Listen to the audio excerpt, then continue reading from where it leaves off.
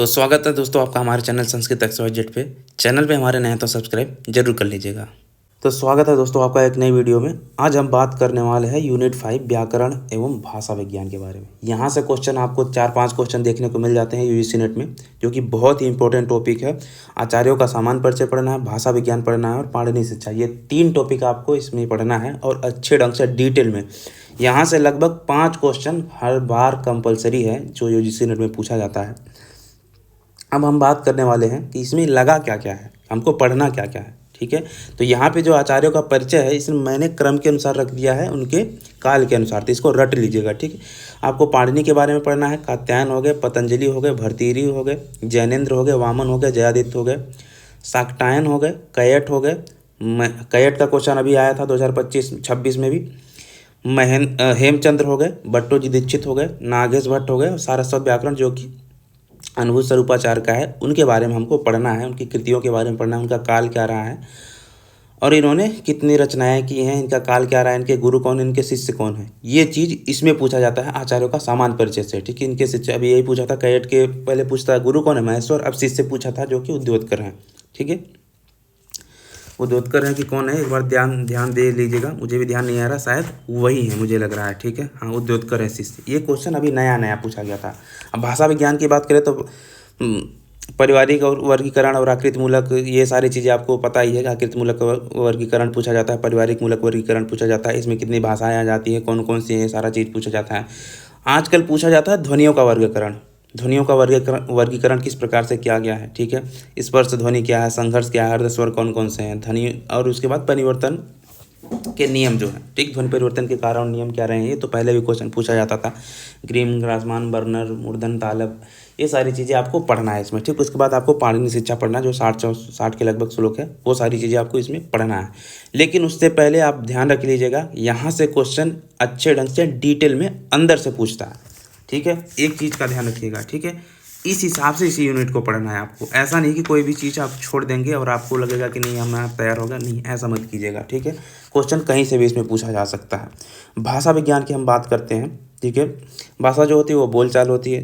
भाषा जो हम लोग बोलते हैं लिखी भी जाती है, जो हम लिखते हैं उसे लिखित भाषा बोली जाती है, उसे लिपि बोलते हैं। जो हम लिखते हैं उसे लिपि बोलते हैं और जो हम बोलते हैं उसे भाषा बोलते हैं। ठीक है, विज्ञान की बात करें तो जैसे भाषा विज्ञान, तो भाषा क्या हो गया, बोलचाल हो गया, यानी कि बोली या भाषा। विज्ञान की बात करें तो वी उपसर्ग ज्ञा धातु ल्युट अन प्रत्यय करने से बना हुआ, जिसका अर्थ होता है विशेष ज्ञान। ठीक, इसे लिंग्विस्टिक या लिंग्विस्टिक भी बोलते हैं। ठीक है, भाषा का दस्तावेजीकरण विवेचन सबसे प्राचीन कार्य है। इसमें किसमें किया गया है, पाणिनि के अष्टाध्यायी में किया गया है। ठीक है, इसके अपर नाम आपसे पूछे जाएंगे, हालांकि पूछे नहीं जाते हैं, सामान्य परिचय के तौर पे मैं आपको बता रहा है। लिंग्विस्टिक हो गया, लिंग्विस्टिक्स बोलते हैं, ग्लेटोलॉजी भी बोलते हैं, साइंस ऑफ लैंग्वेज भी बोलते हैं, यूरोपीय नाम है। ठीक है, हिंदी भाषा में तो आपको पता है भाषा शास्त्र, भाषा तत्व, भाषा विज्ञान, तुलनात्मक भाषा विज्ञान, ये आपको। और ये भाषा विज्ञान ऐसा नहीं है कि सिर्फ संस्कृत में ही लगा हुआ है, ये आपको अधिकतर सब्जेक्ट में आपको भाषा विज्ञान पढ़ने को दे दिया जाता है।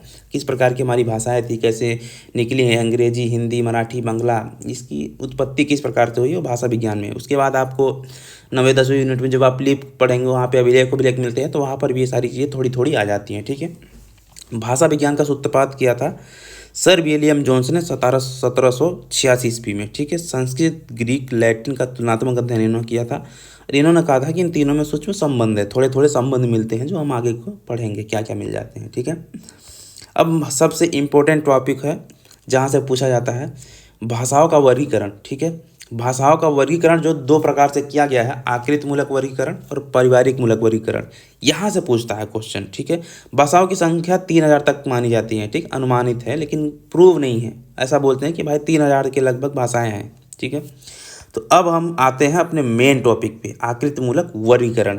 इसका जो संबंध हो जाता है वो प्रत्यय, प्रकृति और उपसर्ग से होता है। ठीक है, यह शब्द प्रधान होता है, रचना तत्व पर आधारित होता है। ठीक है, तो याद रख लेना, प्रकृति, प्रत्यय, उपसर्ग, शब्द प्रधान, रचना तत्व, ये रटा होना चाहिए आकृति मूलक में। ठीक है, ये क्या होता है, प्रकृति और उपसर्ग, प्रकृति और उपसर्ग, प्रकृति और उपसर्ग, इतना ध्यान रख लेना। किसके अंतर्गत आ जाता है, आकृति मूलक वर्गीकरण के अंतर।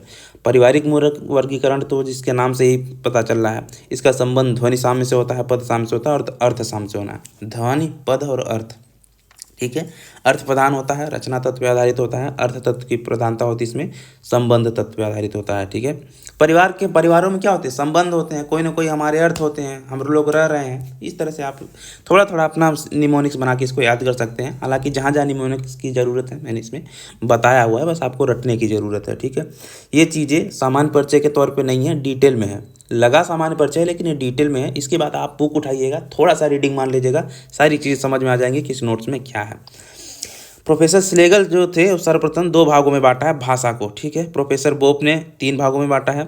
ग्रीम और स्लायर जो है 3 वर्ग में बांट देते हैं। प्रोफेसर पोर्ट जो थे उन्होंने कहा कि नहीं भाई हम 4 भागों में बांटते हैं। उन्होंने कहा कि ऐसे कैसे हो सकता है, कौन कौन। अब तुम लोग सोच रहे हैं 2 3 4 ये क्या बता रहे हो, आगे बता रहा हूँ क्या बता रहा हूँ। देखो, वास्तविक रूप से भाषाओं को 2 वर्गों में बांटा गया है। ठीक है।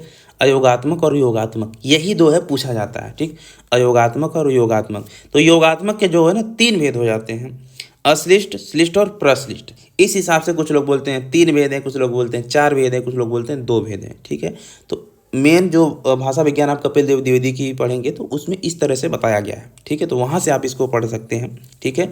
एक बार रीडिंग जरूर मारिएगा उस बुक की, सबसे अच्छी बुक है भाषा विज्ञान के तौर पे कपिल देव द्विवेदी की, वही बुक आती है, आप देखेंगे हल्का नीली नीली टाइप की होगी। ठीक है। अयोगात्मक और योगात्मक। अयोगात्मक के 3 भेद हो जाते हैं, अश्लिष्ट, श्लिष्ट, प्रश्लिष्ट। ASP से याद कर सकते हैं। ठीक है, ASP। अब हम बात करते हैं आकृति मूलक वर्गीकरण। अब अलग अलग से देख लेते हैं इसमें क्या क्या है। ठीक है। अब आकृति मूलक वर्गीकरण की बात करें तो वो भी 2 भागों में बटा हुआ है, अयोगात्मक और योगात्मक। ठीक है। तो अयोगात्मक चीज़ें क्या हो सकती है, अयोगात्मक भाषा कैसे हो सकती है, तो बोल रहे हैं कि हाँ जो चीनी है, श्यामी है, तिब्बती है, वर्मी, अडामी और सुडानी। ठीक है। अनामी और सुडानी जो है वो क्या है, अयोगात्मक भाषा है। चीनी क्या है, अयोगात्मक है। हमेशा पूछा चीनी के बाद, चीनी का आता है क्वेश्चन कि चीनी किसके अंतर्गत आता है, तो अयोगात्मक भाषा के अंतर्गत आता है, आकृति मूलक वर्गीकरण का भाग है ये। ठीक है। तो चीनी हमारे अयोग्य होती है, चीनी हमारे सेहत के लिए हानिकारक होती है, तो इस तरह से याद कर सकते हैं चीनी अयोग्य, चीनी अयोग्य। ठीक, चीनी अयोग्य, अयोगात्मक होगा। ठीक। हमारे लिए योग कौन से होते हैं वो भी देख लेते हैं। तो योगात्मक कौन से हैं, 3 प्रकार के हैं। ठीक है। अश्लिष्ट, श्लिष्ट और प्रश्लिष्ट। यहाँ से क्वेश्चन बनता है योगात्मक से, क्योंकि इसमें बहुत सारी भाषाएं आ जाती हैं। तो अश्लिष्ट जो होता है प्रत्यय प्रधान होता है, श्लिष्ट जो होता है विभक्ति प्रधान होता है, प्रश्लिष्ट जो होता है वो समास प्रधान होता है। ठीक है। 1-2 बार आप इसको पढ़ेंगे तो समझ में आ जाएगा, और यहाँ पे मैंने डिटेल में बता दिया कि इसमें क्या क्या चीज़ें हैं। ठीक है।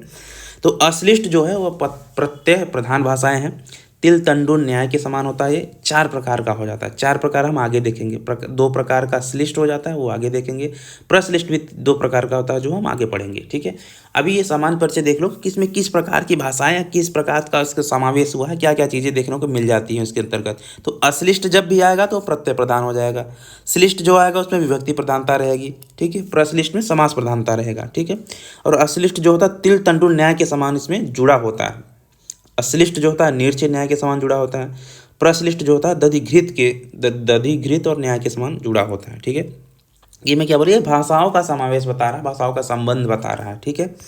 मृदुता, मृद हो जाता है, मनुष्यत्व मनुष्य हो जाता है, सर्वत्र सर्व हो जाता है, ने होगा हो जाता है, और गा उगा हो जाता है। ठीक है।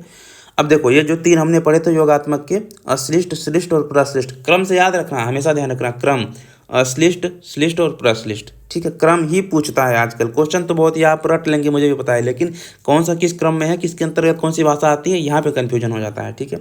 तो अश्लिष्ट योगात्मक की बात करें तो इसमें तुर्की प्रतिनिधि भाषा है। ठीक है।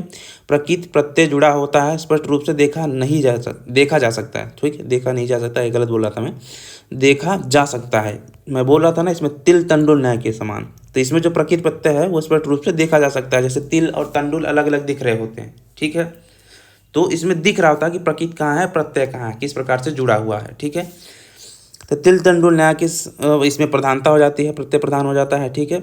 इसका ट्रिक जो है यहाँ पे मैंने नीचे लिख दिया है, PM आप। ठीक है। PMAP यानी कि PM आप और काश तुम, इसका ट्रिक है। ठीक है। काश तुम अभी आगे बताता हूँ क्या है। अब यहाँ पे मैंने आगे आपको यहाँ पे बताया था कि कितने प्रकार का है, 4 प्रकार का। तो यहाँ पे देखिए क्या है, यहाँ पे है पूर्व योगात्मक, मध्य योगात्मक, अंत योगात्मक, पूर्वांत योगात्मक। ये 4 प्रकार इसके हो जाते हैं। ठीक है। क्रम यही रखना हमेशा, क्रम भी पूछा जाता है। ठीक है। पूर्व योगात्मक, मध्य योगात्मक, अंत योगात्मक, पूर्वांत योगात्मक। तो ये पूर्व योगात्मक में मैंने कह दिया है पी, म से, मध्य योगात्मक में एम, अंत योगात्मक में ए और पूर्व योगात्मक पूर्वांत योगात्मक का क्या हो जाएगा, पी हो जाता है। ठीक, पूर्व योगात्मक, मध्य योगात्मक, अंत योगात्मक, पूर्वांत योगात्मक। ठीक है, तो पीएम आप ये हो गया। अब इसके अंतर्गत जो भाषा है जुलू काफिर पूर्व योगात्मक के अंतर, संथाली मध्य योगात्मक, और अन्य अंत योगात्मक की बात करें तो तुर्की, तमिल, तेलुगु, कन्नड़, मलयालम, और पूर्वांत योगात्मक में मफूर। तो जुलू काफिर का हो गया, जुलू काफिर में का हो गया का, स से संथाली में जो हो गया स हो गया, तुर्की से तू हो गया, म से मफूर हो गया, तो काश तुम। ठीक, पूर्व योगात्मक में जुलू काफिर, संथाली, तुर्की, तमिल, तेलुगु, कन्नड़, मलयालम और मफूर। इस तरह से आप इसका ट्रिक बना के याद कर सकते हैं। हालांकि काश तुम से याद रखिए। ठीक, अगर आपको क्रम याद है पूर्व योगात्मक, मध्य योगात्मक, अंत योगात्मक, पूर्वांत योगात्मक, तो आप जुलू काफिर, संथाली, तमिल, तेलुगु, कन्नड़, मलयालम, मफूर इसको याद करने के 1-2 बार पढ़ लीजिए। उसके बाद काश तुम से इसको याद कर लीजिए। ट्रिक में आपको ध्यान रहेगा हमेशा। ठीक है, अब इसका हम दूसरा प्रकार देखते हैं, श्लिष्ट। अभी तक हम क्या पढ़ रहे थे, अश्लिष्ट। ठीक है, अब हम बात करेंगे श्लिष्ट। ये सबसे प्रतिनिधि भाषा थी। ठीक है, सबसे उन्नत इसी वर्ग की भाषा थी, जिसमें हिंदी, अंग्रेजी, मराठी सारी भाषाएं आ जाती है जो हम लोग बोलते हैं, पढ़ते हैं, लिखते हैं। ठीक है, तो इसमें प्रकृति और प्रत्यय घनिष्ठता से मिले होते हैं, नीरछिर नया के समान, जिससे बहुत कम दिख रहा होता कि यार कहाँ मिला हो, समझ नहीं आ रहा होता। इसमें विभक्ति की प्रधानता होती है।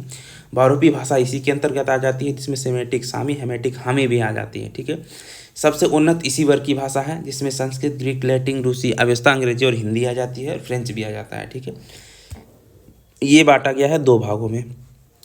यहाँ से शुरू होगा असली खेल। ठीक है, 2 भागों में बांटा गया है, जिसके अंतर्गत आ जाते हैं अंतर्मुखी और बहिर्मुखी। ठीक है, ये किसका है हमेशा ध्यान रखना, अश्लिष्ट योगात्मक 2 प्रकार का है, अंतर्मुखी और बहिर्मुखी का। और अंतर्मुखी और बहिर्मुखी ये भी दोनों 2-2 प्रकार के हो जाते हैं, संयोगात्मक और वियोगात्मक। तो अंतर्मुखी संयोगात्मक वियोगात्मक, बहिर्मुखी संयोगात्मक वियोगात्मक। तो ये दोनों भेद हैं, अंतर्मुखी और बहिर्मुखी। अब इसके बारे में देख लेते हैं, यहाँ से क्वेश्चन आता है। ठीक है, आपसे पूछ लेगा सेमेटिक और सामी हामी किसके अंतर्गत आ जाता है, तो अंतर्मुखी श्लिष्ट योगात्मक के अंतर्गत। ठीक है, अरबी इसकी प्रतिनिधि भाषा है। संयोगात्मक में अरबी आ जाती है, वियोगात्मक में हिब्रू आ जाता है, अश्लिष्ट योग अंतर्मुखी में। ठीक है, बहिर्मुखी श्लिष्ट की बात करें तो इसमें संस्कृत प्रतिनिधि भाषा आ जाती है। इसमें संस्कृत, ग्रीक, लैटिन, अवेस्ता, अंग्रेजी, हिंदी आदि भाषाएं आ जाती हैं। और ये भी 2 प्रकार का मैंने बताया था, यहाँ पे अंतर्मुखी बहिर्मुखी दोनों 2-2 प्रकार के होते हैं। तो यहाँ पे संयोगात्मक में संस्कृत, ग्रीक, लैटिन, अवेस्ता। अब योगात्मक में हिंदी, अंग्रेजी, बंगला, मराठी, गुजराती, फ्रेंच आदि आ जाते हैं। ठीक है, तो देखो स से संस्कृत हो गया, तो संस्कृत इसमें आ जाती है संयोगात्मक में। यही पूछता है संस्कृत और हिंदी। ठीक है, तो इसको 1-2 बार पढ़ेंगे तो आप याद आएंगे। स से संस्कृत हो गया तो वो संयोगात्मक हो गया, वियोगात्मक हिंदी हो जाती है। ठीक है, अब हम तीसरा देख लेते हैं। तीसरा जो है प्रश्लिष्ट। प्रश्लिष्ट योगात्मक जो होता है, इसमें समास प्रधान हो जाता है। प्रकृति और जो प्रत्यय होता है, अर्थ तत्व, ये संबंध तत्व इस प्रकार जुड़े होते हैं कि अलग करना संभव नहीं होता है, क्योंकि समास की प्रधानता होती है इसमें। ठीक है, ये 2 प्रकार का हो जाता है। कौन कौन सा, पूर्व प्रश्लिष्ट और आंशिक प्रश्लिष्ट। ठीक है, पूर्व प्रश्लिष्ट और आंशिक प्रश्लिष्ट।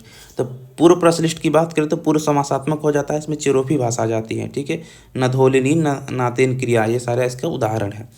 आंशिक प्रश्लिष्ट की बात करें तो अंशतः समासात्मक, यानी कि बास्क भाषा इसके अंतर्गत आ जाती है, और इसका उदाहरण है हकार्त, नकार्त और दकार्त योग। ठीक है, तो आपको इसमें 2 चीज़ें रखनी है याद, चेरोपी पूर्व प्रश्लिष्ट में आ जाता है, और बास्क जो होता है आंशिक प्रश्लिष्ट में आ जाता है। ठीक है, तो ये तो हमारा हो गया आकृति मूलक वर्गीकरण। अब हम बात करेंगे पारिवारिक मूलक वर्गीकरण की। ठीक है, पारिवारिक मूलक जो वर्गीकरण है, इसको अनेक विद्वानों ने अपने अपने अनुसार बताया है, जिस प्रकार से उन्होंने देखा है चीज़ों को। ठीक है, तो इसके 18 भेद माने जाते हैं, लेकिन ये भारतीय विद्वानों के मत है कि 18 से लेकर 10 से 18 के बीच में माने जाते हैं। परंतु जर्मन विद्वान जो थे, विल्हेल्म फाम हुनबोल्ट थे, वो बोलते हैं कि नहीं, इसकी जो पारिवारिक मूलक वर्गीकरण है वो 13 प्रकार का है। फ्रीडिश म्यूलर जो है वो बोलते हैं कि हम 100 प्रकार का मानेंगे। देवेंद्रनाथ शर्मा जो है 18 प्रकार का मानते हैं कि इसका वर्गीकरण इतने प्रकार से हुआ है, इसमें इतनी भाषाएं आ जाती हैं। ठीक है, यहाँ से भी भाषाएं पूछी जाती हैं आपको। तो पारिवारिक वर्गीकरण मैंने पहले भी बताया था कि आपको परिवार में क्या होगा, संबंध होगा, अर्थ होगा कोई ना कोई उसका। ठीक है, रचना तत्व, ये तीनों आप जो अर्थ प्रधान है, रचना तत्व है, अर्थ तत्व है, संबंध तत्व, ये आप ध्यान रखना, कभी कभी पूछ लेता है। अब यहाँ से आपको ध्यान रखना है, रटना है आपको ये कि चीज़ें जितने भी हैं। ठीक है, तो इसमें 4 भाग बताया गया है, जिसके अंतर्गत सारी भाषाओं को समावेश किया गया है। ठीक है, यूरेशिया यानी कि यूरोपेशिया भूखंड में 10 भाषाओं के भाग हो जाते हैं। ठीक है, कौन कौन से? भारोपी, भारत यूरोपी यानी कि द्रविड़ हो गया, बरुसस्की, काकेसी, यूराल अल्ताई हो गया, चीनी, जापानी, कोरियाई, अत्युत्तरी हाइपरबोरी जिसको कहते हैं, बास्क और सामी हामी हो गया। ठीक है, तो ये 10 भाषाएं जो है वो यूरेशिया के अंतर्गत आ जाते हैं यानी कि यूरोपेशिया के। अब दूसरा है अफ्रीका भूखंड। अफ्रीका भूखंड में भाषाओं के 3 भाग हैं। कौन कौन से? सूडानी, बांतू और होतेनतोत। तो इसका जो निमोनिक्स है सुबह, सुबह, सू से सूडानी हो गया, ब से बांतू हो गया, ह से होतेनतोत होगा। एक बार ध्यान रखना, अफ्रीका भूखंड में क्या है? दूसरा वाला देखो यहाँ पे बांतू है। ठीक है, और यूरेशिया में क्या था? बास्क था। तो मिलाना नहीं है, यही क्वेश्चन आया हुआ था 2025 में। ठीक है, कि बास्क है अफ्रीका भूखंड के अंतर्गत या बांतू है? कौन सी भाषा है? तो बांतू है। ठीक, सूडानी, बांतू, होतेनतोत। ठीक है, अब हम बात करेंगे तीसरा जो कि प्रशांत महासागरीय भूखंड है। ठीक है, इसमें भाषाओं के 4 भाग बताए गए हैं। इसको आप याद कर रखते हैं एएमपीडी से या एमपीएस से। ठीक है, दोनों निमोनिक्स है, कुछ भी याद कर सकते हैं। मलय पोलिनेशियाई परिवार हो गया पहला, दूसरा पापुई मैफोर ऑस्ट्रेलियन हो गया, दक्षिण पूर्व एशियाई परिवार जो होता है वो चौथा हो जाता है। ठीक है, तो ये 4 भाग प्रशांत महासागर में हो जाते हैं। ठीक है, उसके बाद चौथा जो है वो है अमेरिका भूखंड। ठीक, अमेरिका भूखंड की बात करें तो इसमें 1000 से ज़्यादा भाषाएं हैं, जिसमें अमेरिकी परिवार है, बहुत सारी भाषाएं हैं। वैसे इसका क्वेश्चन नहीं आता, अधिकतर पूछ लेगा कितनी भाषाएं हैं, तो 1000 प्लस भाषाएं आप इसमें लिख दीजिएगा। ठीक है, अब हम बात करते हैं पारिवारिक वर्गीकरण के आधार। यहाँ से क्वेश्चन आया हुआ था, पारिवारिक वर्गीकरण के आधार क्या क्या हो सकते हैं? स्थान होगा, शब्द हो सकता है, व्याकरण वहाँ का हो सकता है, ध्वनि हो सकता है। ठीक है, स्थान साम्य, शब्द साम्य, व्याकरण साम्य और ध्वनि साम्य, ये पारिवारिक वर्गीकरण के आधार है, आपको रट लेना है। यहाँ से क्वेश्चन आया हुआ था। ठीक है, भारोपी परिवार के नाम की बात करें तो इंडो जर्मनी आर्य परिवार, भारोपी परिवार या भारत हित्ती परिवार भी इसको कहा जाता है। ठीक है, अब यहाँ से आगे जो हम बताएंगे, पढ़ेंगे, यहाँ से क्वेश्चन आता है। ठीक है, भारोपी परिवार की जो शाखाएं हैं, यहाँ से क्वेश्चन आता है। बहुत सारा क्वेश्चन है यहाँ से, बहुत सारा बना हुआ। आप प्रीवियस ईयर देखेंगे तो इसमें से क्वेश्चन आया हुआ है। ठीक है, भारोपी परिवार की शाखाएं की बात करें तो इस परिवार की 10 शाखाएं, इसकी 10 शाखाएं हैं। ठीक है, भारत ईरानी, बाल्टोस्लाविक, आर्मीनी, अल्बानी जिसको रिली भी कहते हैं, ग्रीक है, हेलेनिक भी कहते हैं, केल्टिक हो गया, जर्मानिक को ट्यूटानिक भी कहते हैं, इटालिक, हिटाइट तो खारी, हिटाइट को हित्ती भी कहते हैं। तो ये आपको रटा होना चाहिए। ठीक है, ये क्वेश्चन यहाँ से क्वेश्चन आता है। अभी इसका जब हम वर्ग पढ़ेंगे वहाँ से क्वेश्चन आता है, हालांकि ये चीज़ें वही हैं। ठीक है, रटना भी, इसका निमोनिक्स भी है मेरे पास, मैं आपको बता दूंगा। ठीक, एक क्वेश्चन ये आया था कि मूल भारोपी भाषाणाम क वर्गस प्रकारा सन्ति, तो इसका है शुद्धस्था, कंठतालव्य, कंठोष्ठ। ये आप ध्यान रख लेना, थोड़ा थोड़ा डिटेल में कभी कभी अंदर से भी पूछ लेता है। ठीक है, भारोपी भाषा के अंतर्गत ये काफ़ी कठिन क्वेश्चन पूछ लिया गया था। अब क्वेश्चन आता है यहाँ से, केंटुमो शतम्बर्ग के अंतर्गत कौन कौन सी चीज़ें आ जाती हैं? प्रोफेसर अस्कोली एक विद्वान थे जिन्होंने इसका विभाजन किया था शतम्बर्ग और केंटुम्बर्ग का। ठीक है, तो शतम्बर्ग के अंतर्गत आ जाता है संस्कृत, अवेस्ता, फारसी, हिंदी, रूसी। ठीक, लिथुआनियस और हाँ, ये सारे आ जाते हैं इसके अंतर्गत। तो आपको याद रखने का यहाँ पे मैंने ट्रिक बताया हुआ है। रूल साफ है या रूल साफ है या साफ है रूल? ठीक है, अब देखो, साफ है रूल या रूल साफ है, ये एक बार आप ध्यान दे दीजिए। किसके अंतर्गत आ रहा है? शतम्बर्ग के अंतर्गत आ रहा है। ठीक है, ये किसके अंतर्गत आ रहा है?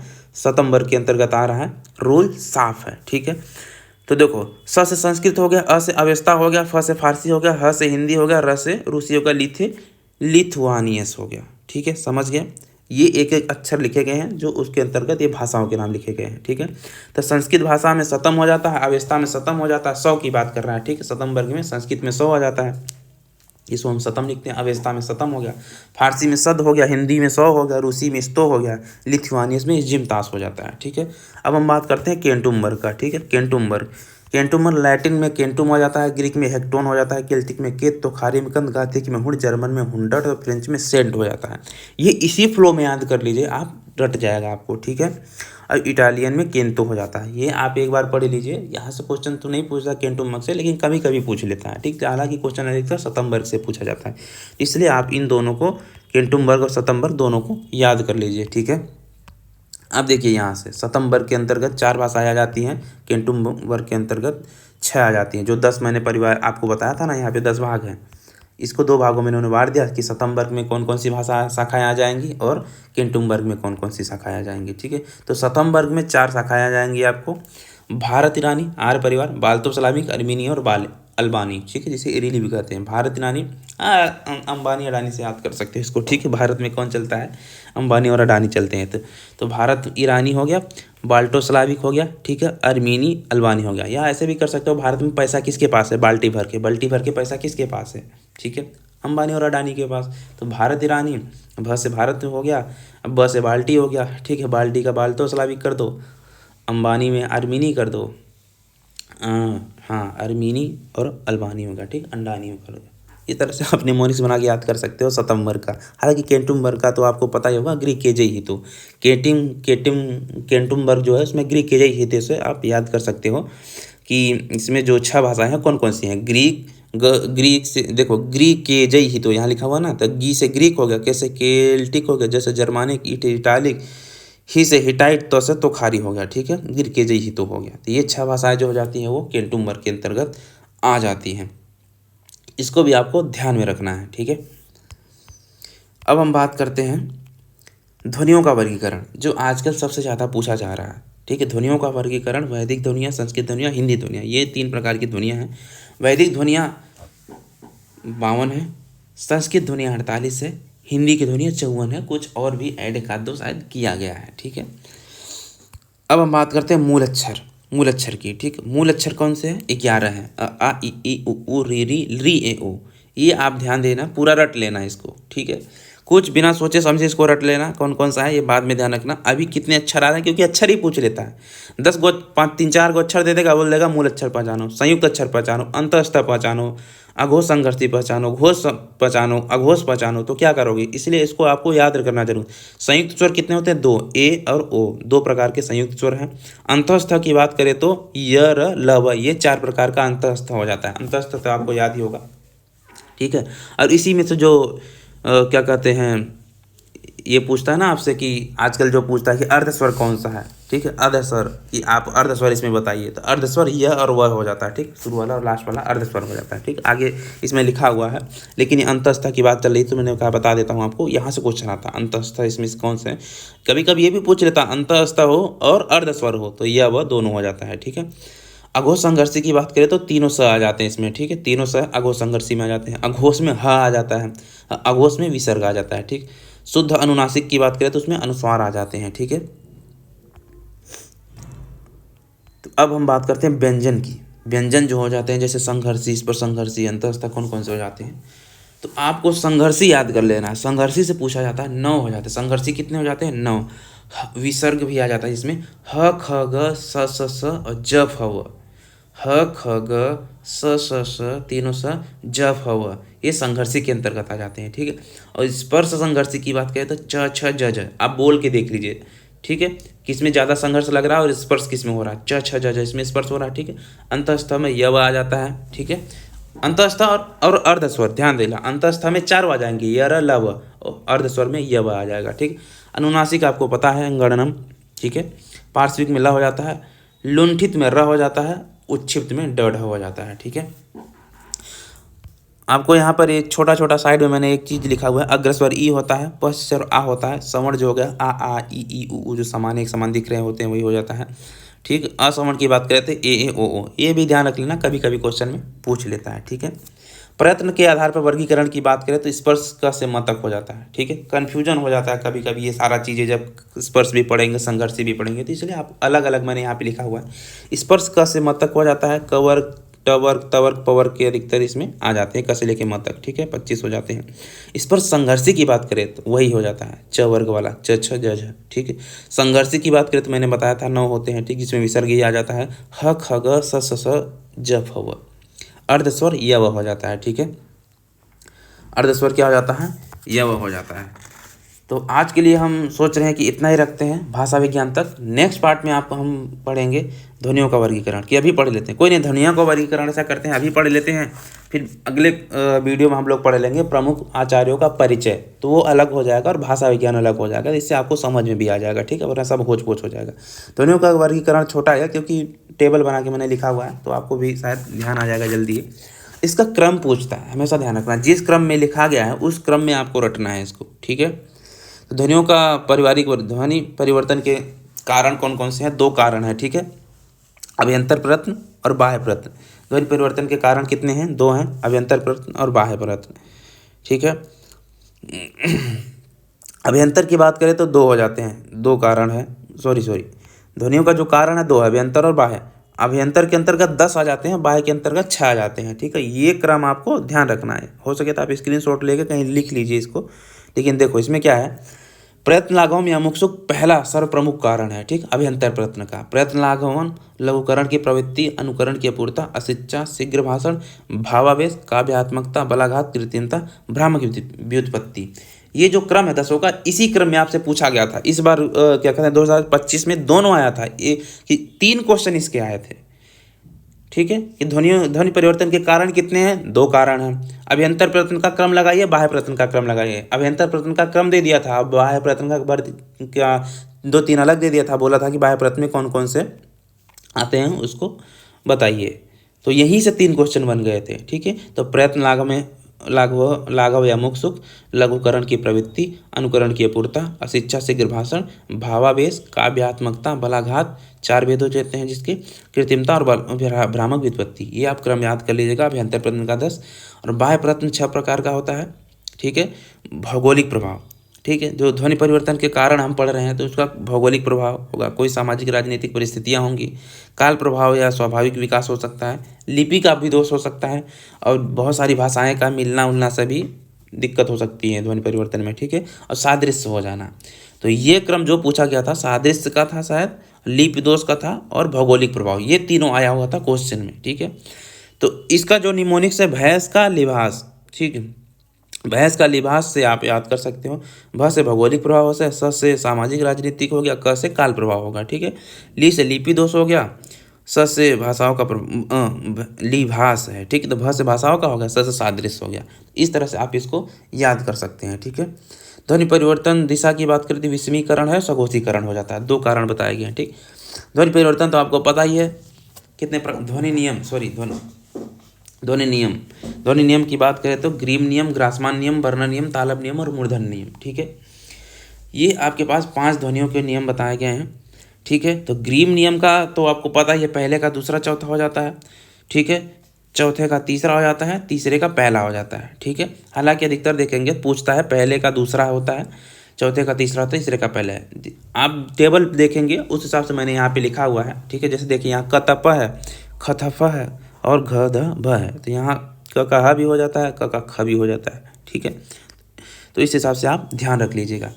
ग्रासमान नियम तो आपको पता है, 2 महाप्राण ध्वनियाँ एक साथ नहीं रह सकती, इसलिए भभार का जो होता है भभार हो जाता है, दधामी का दधामी हो जाता है। ठीक है, वर्ण नियम की बात करें तो जहाँ पे पहले का दूसरा उदात्त पूर्व में हो जाता है, पहले का तीसरा उदात्त पर्व में हो जाता है। क्वेश्चन भी पूछता है क तप का ग द ब हो जाता है, किस नियम का है? तो वर्ण नियम का हो जाता है। ठीक है, और क तप का ख थप कौन किस नियम के अंतर्गत है? ग्रीम नियम के अंतर्गत हो जाता है। ठीक है, 2 महाप्राण ध्वनियाँ एक साथ नहीं रह सकती, ग्रासमान नियम। तालब और मूर्धन्य शायद पूछता नहीं है, लेकिन एक बार आप इसको भी थोड़ा ध्यान में पढ़ लेंगे, एक बार बुक उठा के, तो आपको ध्यान में आ जाएगा। ठीक है, अब हम बात करते हैं अर्थ परिवर्तन। यहाँ से क्वेश्चन पूछता है अर्थ परिवर्तन की दिशा। ठीक है, एक चीज ध्यान रखना, अर्थ परिवर्तन और ध्वनि परिवर्तन। अभी तक हम पढ़ रहे थे क्या?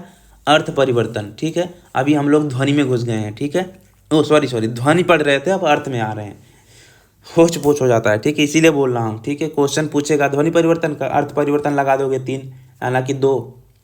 ठीक है, तो ध्वनि नियम आपके पास हो गए 5, कौन कौन से? ग्रीम, ग्रासमान, वर्णन, तालब, मूर्धन। ये क्रम याद कर लेना, क्रम भी पूछता है इसका, कहीं से भी क्वेश्चन पूछ लेता है। अर्थ परिवर्तन की बात करें, अर्थ विस्तार, अर्थ संकोच, अर्थादेश, ये 3 प्रकार है जो इम्पोर्टेंट है। ठीक है, बिल के अनुसार अर्थ परिवर्तन के 3 प्रकार हो जाते हैं, यही है अर्थ विस्तार, अर्थ संकोच, अर्थादेश। ठीक है, अब इसके अंतर्गत देख लेते हैं क्या क्या चीज़ें आ जाती हैं। अर्थ विस्तार के अंतर्गत आपको पता ही है, क्योंकि इसका क्वेश्चन तो बहुत पुराने समय से पूछ रहा है, अब नीचे बढ़ गया है, अर्थ संकोच और अर्थादेश से पूछ रहा है। तो अर्थ विस्तार का ये जितने भी यहाँ पे चीज़ें लिखी गई इसको याद कर लेना। अर्थ विस्तार की बात करें तो कुशल, प्रवीण, तैल, गोसाला जिसे गोष्ठ, महाराज, गवेषणा। ठीक है, इसको याद कर लेना। इसको याद कर लोगे अर्थ विस्तार को, तो आपको अर्थ संकोच, अर्थादेश में थोड़ा समय मिल जाएगा सोचने के लिए कि हाँ ये अर्थ विस्तार के अंतर्गत नहीं है, तो वहाँ पे आप एलिमिनेट करके क्वेश्चन लगा सकते हैं। कुशल, प्रवीण, तैल, आपने देखा होगा अधिकतर क्वेश्चन में पूछा गया है, कुशल, प्रवीण, महाराज, गवेषणा किसके अंतर्गत आ जाते हैं? अर्थ विस्तार के अंतर्गत। अर्थ संकोच के अंतर्गत जिसमें मैंने गोला मारा हुआ है अधिकतर ये पूछा गया। देख लीजिए, जैसे गौ हो गया, श्राद्ध हो गया, वेदना घृणा हो गया, सर्व हो गया, मृग हो गया, सभ्य हो गया। ठीक है, हालांकि याद आपको सारा करना है। गौ, अश्व, पृथ्वी, मनुष्य, जगत, संसार, अम्बुज, सरसिज, सरोज, पंकज, नीरज, जलद, तोयज, अम्बुद, वारी, वाह, वारिधि, नीरधि, अम्बुधि, तोयधि, पर्वत, तटस्थ, मध्यस्थ, मंदिर, मृग। मृग पूछा गया है, सभ्य पूछा गया है, श्राद्ध पूछा गया है, वेदना पूछा गया है, घृणा पूछा गया है, अनुकूल, प्रतिकूल, समास, उपसर्ग, प्रत्यय, विशेषण, नामकरण, परिभाषिक, तर्पण, सर्व, ये सारा क्या है, अर्थ संकोच के अंतर्गत आ जाता है। ठीक है, अब तक हमने जो भाषा विज्ञान था, भाषा विज्ञान अच्छे ढंग से कर लिया। अधिकतर क्वेश्चन कहाँ कहाँ से पूछे जाते हैं वो सारी चीज़ें हमने कर ली हैं।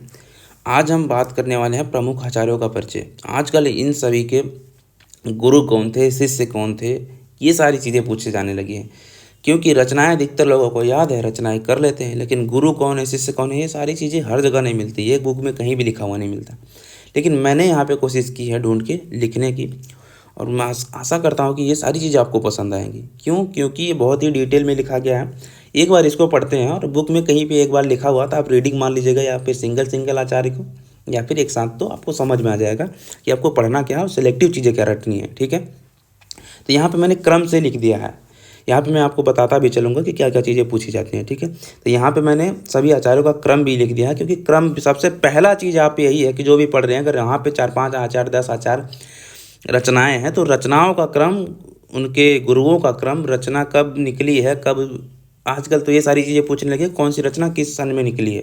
ठीक है, जैसे वो क्या कहते हैं, काव्य शास्त्र वाले आजकल पूछे जाते हैं ना, श्रीधर भास्कर वर्णेकर, वीरागन वाले, तो इस तरह से इसमें भी घुसा दिया है। हालांकि अभी यहाँ तक सीमित है कि आप आचार्य बताओ कौन रहे हैं, उनके शिष्य कौन रहे हैं, उनके गुरु कौन रहे हैं, वो पूछा जा रहा है। और कृतियाँ थी, ये सारी चीज़ें आपको यहाँ पर मिल जाएंगी जो कि आपको रटना है। ठीक है, पाणिनि की बात करें तो 500 ईस्वी पूर्व माना जाता है। कात्यायन 300 ईस्वी पूर्व का समय माना जाता है। पतंजलि 185, भर्तृहरि 6ठी शताब्दी ईस्वी पूर्व के माने जाते हैं। ईस्वी पूर्व नहीं, ईस्वी के, ध्यान रखना, ऊपर के जो 3 हैं वो ईस्वी पूर्व के हैं, बाकी भर्तृहरि से शताब्दी ईस्वी में आ गया है। ठीक है, जैनन 6ठी शताब्दी ईस्वी, वामन जयादेव 7वीं शताब्दी, शाकटायन 8वीं शताब्दी, कयट 12वीं शताब्दी, हेमचंद सूरी 12वीं शताब्दी, भट्टोजी दीक्षित 16वीं शताब्दी, नागेश भट्ट 17वीं शताब्दी, सारस्वत व्याकरण जो है अनुभव स्वरूपाचार का, वो 17वीं शताब्दी का है। ठीक है, तो ये क्रम है, पाणिनि, कात्यायन, पतंजलि, भर्तृहरि, जैनेन्द्र, वामन, शाकटायन, कयट, हेमचंद, भट्टोजी दीक्षित, नागेश भट्ट, सारस्वत व्याकरण। तो ये क्रम है। आपको कम से कम कितने आचार्य हो गए? 2, 2 4, 2 6, 6 दूनी 12 आचार्यों को यहाँ पे लगा हुआ है। 5वें यूनिट में जो प्रमुख आचार्यों का परिचय आपको पढ़ना है, तो ये सारी चीज़ें आपको पढ़नी है। ठीक है, अब देखो यहाँ पे क्या क्या चीज़ें लिखी गई हैं। उनके माता का नाम है, पिता का नाम है, कब इनका जन्म हुआ, कब मृत्यु हुई, समय क्या माना जाता है, उनकी रचना है। तो ये हर राइटर के बारे में पढ़ना है। किसी राइटर का अगर इसमें छूटा होगा तो आप बाहर से पढ़ लीजिएगा, हालांकि बहुत कम चांस है कि बाहर से हो। कुछ रचनाएं हो सकती हैं जो क्या कहते हैं विख्यात नहीं हो, उसको नहीं लिखा है, लेकिन अधिकतर रचनाएं मैंने इसमें लिखा है। ठीक है, पाणिनि की बात करें तो 520 से 460 ईस्वी पूर्व का समय इनका माना जाता है। सालातुर ग्राम, पाकिस्तान, लाहौर में जन्मे थे। माता का नाम दाची था, पिता का नाम पड़िन था। ठीक है, तो ये पूछा जाता, दाची पुत्र कौन है? पाणिनि है। पड़िन किसके पिता थे?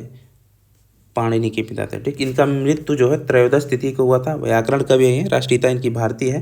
विद्या की बात करें तो सूत्र रचयिता है। विधा जो है इनके सूत्र रचयिता। ठीक है, कृतियों की बात करते हैं इनको, तो काव्य इन्होंने लिखा है जाम्बवती विजयम, जिसे पाताल विजयम भी कहते हैं। किसी को लोगों को तो पता ही नहीं कि पाणिनि ने कोई काव्य भी लिखा है। जाम्बवती विजयम किसका है? काव्य।